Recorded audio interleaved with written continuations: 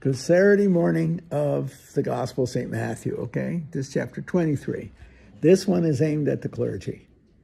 He's going after the Pharisees, okay, scribes and Pharisees. Boy, if this isn't one for the clergy, for me and the clergy, all right, I don't know what else. This is, and I don't see this as an issue today as I saw it 60 years ago. I'll read it to you, okay? Jesus spoke to the crowds and his disciples, saying, the scribes and the Pharisees have taken their seat on the chair of Moses. Therefore, do and observe all things, whatever they tell you, but don't follow their example. So the authority of the church, even if they're arch criminals, it's still their authority. For they preach, but they don't practice. They tie up heavy burdens, hard to carry, lay them on people's shoulders, but they don't lift a finger to help them. Boy, I think of the church on that in the 50s. Anybody? Think of the birth control issue. Holy mackerels. Being honest with you.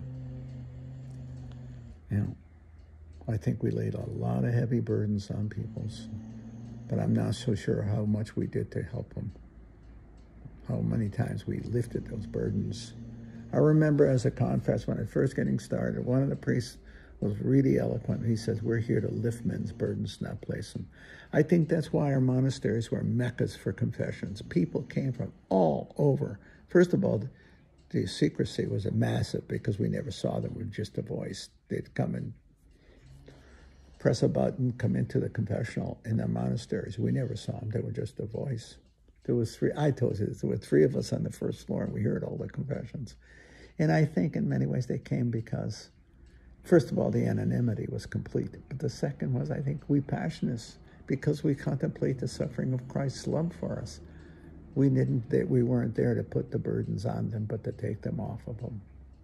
I know we did. We are great confessors. Passionists are great confessors. And the reason is we contemplate the suffering of Christ. We're not here to make your life miserable or make it more burdensome. We're here to take the burden off your back. That's the truth. See? Now he goes on. He goes, all their works are performed to be seen. They widen their phylacteries and I don't know what a phylactery is, but I had an idea. And lengthen their tassels. Think of the vestments.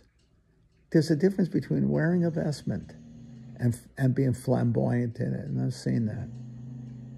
I've seen it where the vestments become, as it were, they're, I don't know, symbols of power, symbols of being special, as opposed to very, very basic.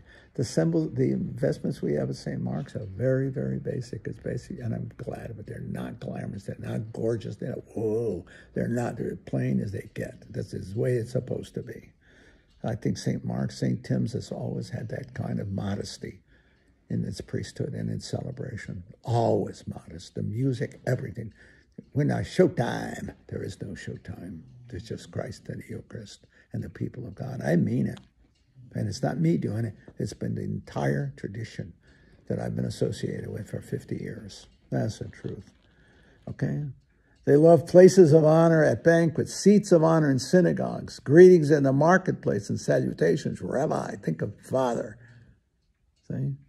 In my father's restaurant, in the Tivoli restaurant in New Haven, which was the swankiest restaurant in New England, the top restaurant in New England, according to AAA, my father told me, this is 60 years ago, 125 priests ate there a week and never picked up the tab. Somebody always bought him dinner.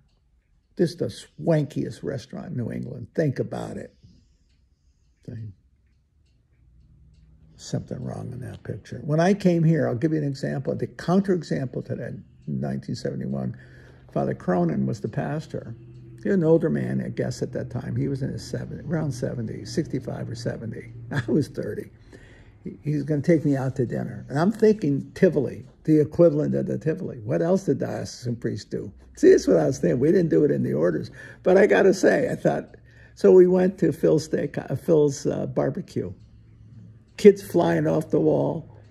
And nobody picked up the tab. He paid for it. So I thought, oh, this is interesting. Then the next night we were going to go out there, and we went to another restaurant, basic Italian-American restaurant. I think it was Cucinelli's. Great, it was a great, we had pasta.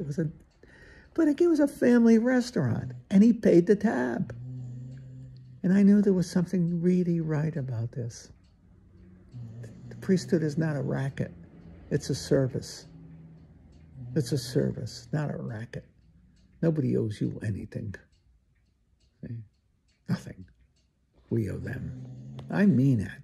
That's, I think, is the spirit of the priesthood in this neck of the woods, but that was not what it was in New England. It was a privileged way of life. That's a truth. I don't know if it is anymore or no. I don't know and I don't care. But it was then. To be able to go to a Tivoli restaurant, swankiest restaurant in New England, and know that you don't have to pick up the tab. Somebody's going to buy you dinner. See? Yeah. Yeah, I'll go on with the text. It says, for you, do not be called rabbi. You have but one teacher. You are all brothers. Yeah, we call ourselves priests. Father. See? Watch this line. Call no one on earth your father. You have but one Father in heaven. And yet we call ourselves Father. How can I don't know how we can read these texts and not say, hey, do you think we might need to rethink this thing out a little bit? I'm doomed on this one. Do not be called master. You have but one master in heaven. Well, I got a couple of master's degrees. Thankfully, they don't call me master. But I also have a PhD and a doctorate. They do call me doctor. They doctor and father. Okay, doctor, father, doctor, something like that. Oops. Because the greatest among you must be your servant. That's servant leadership. And whoever exalts himself will be humbled. Whoever humbles himself will be exalted. But the kicker is, you have but one master, Christ. The greatest among you must be your servant. It's called the servant leadership. That's the model that St. John the 23rd proposed for the church, this servant leadership. We are the servants of the servants. He called himself Servus Servandi Dei, the servant of the servants. I think of it, the busboy cleaning the table for the waiters. So I understand what service says. I understand it because my father was a servant. He was a waiter. You know, I'll tell you, I know I tell these stories over and over again. Some of the guys in the Pharisee, that's only the 400th time he's told that story. Anyway. I went to the Tivoli one time. I was ordained, just ordained. Oh, I couldn't have been. I think I was a deacon. Whatever the case, Mom told me, go, your dad's working tonight. Go there and have dinner with your pop. Your dad will give you dinner. So I went. So there was a small table. I sat there. My father waited on me. And I said, Pop, why don't you sit down? He says, I'm a waiter. I stand at the table. See? I'm a waiter, I stand at the table. The priest stands at the altar, not as Lord and Master, but as servant.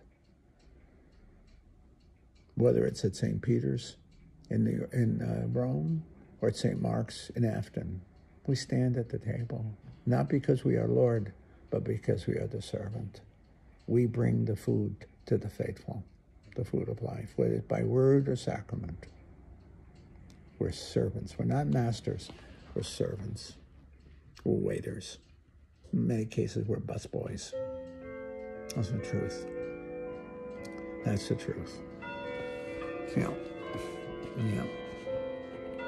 A great compliment of my father was, I hope, and think of my preaching, I hope my preaching is as good as my father's conversations. And I'll give you this and I'll leave you alone. But when my father died, it was a Jewish couple came to his wake. Okay?